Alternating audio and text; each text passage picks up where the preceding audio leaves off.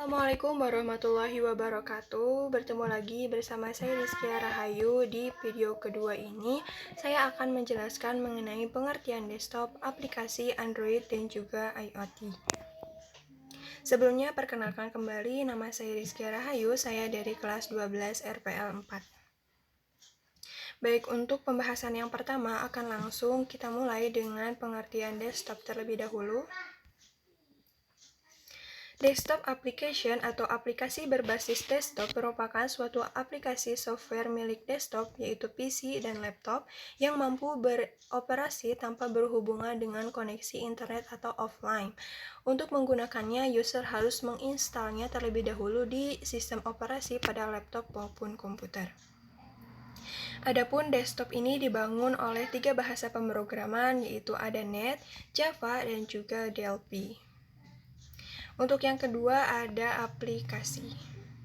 Aplikasi ini memiliki beberapa pengertian dari ahli-ahli. Saya ambil dari 2 ahli, yaitu Hengki W. Pramata yang menyebutkan bahwa aplikasi merupakan suatu perangkat lunak yang dibuat khusus untuk memenuhi kebutuhan berbagai aktivitas dan pekerjaan. Misalnya, pelayanan masyarakat, aktivitas niaga, periklanan, game, dan berbagai aktivitas lainnya. Adapun menurut Harip Santoso, aplikasi merupakan suatu kelompok file, yaitu report, kelas, ataupun form yang dibuat untuk mengeksekusi kegiatan tertentu yang saling berhubungan, yang memiliki contoh seperti aplikasi Fixed Asset dan aplikasi Playroll. Adapun fungsi aplikasi ini mencakup dalam beberapa bidang. Yang pertama ada bidang pendidikan. Di bidang pendidikan ini, aplikasi berfungsi sebagai bahan pengajuan. Kemudian yang kedua ada bidang kedokteran. Di bidang kedokteran ini berfungsi untuk membantu dokter mendiagnosa penyakit. Kemudian di bidang bisnis, berfungsi untuk membantu menghitung besarnya keuntungan yang diperoleh. Kemudian ada bidang ilmu pengetahuan yang berfungsi untuk membantu memperoleh informasi yang berkaitan dengan pengetahuan. Kemudian yang terakhir ada di bidang militer, yaitu melakukan pengontrolan pesawat sehingga tidak lagi dilakukan secara manual.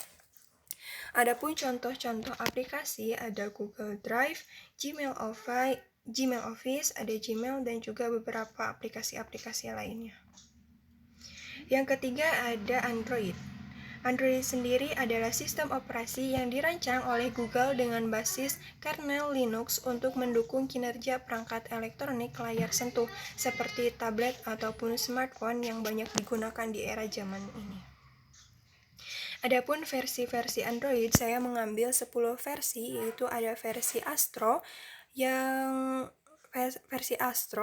Blender 1.1, Cupcake 1.5, Donut 1.6, Eclair 2.0 sampai 2.1, Froyo 2.2, Gingerbread 2.3, Honeycomb 2.0, 3.0 atau 3.1, kemudian ada Ice Cream Sandwich 4.0, kemudian ada Jelly Bean 4.1, 4.2, dan 4.3. Ada banyak juga versi-versi Android lainnya hingga saat ini yang bisa kita cari atau peroleh di internet.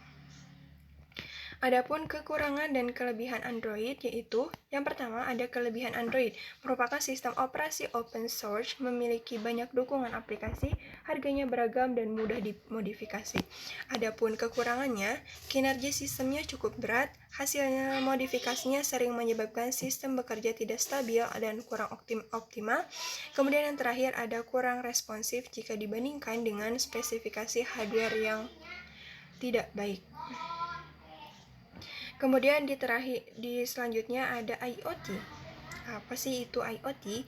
Jadi Internet of Things atau IoT adalah sebuah infrastruktur jaringan global yang dapat menghubungkan perangkat keras dan virtual melalui eksploitasi data capture serta kemampuan komunikasi.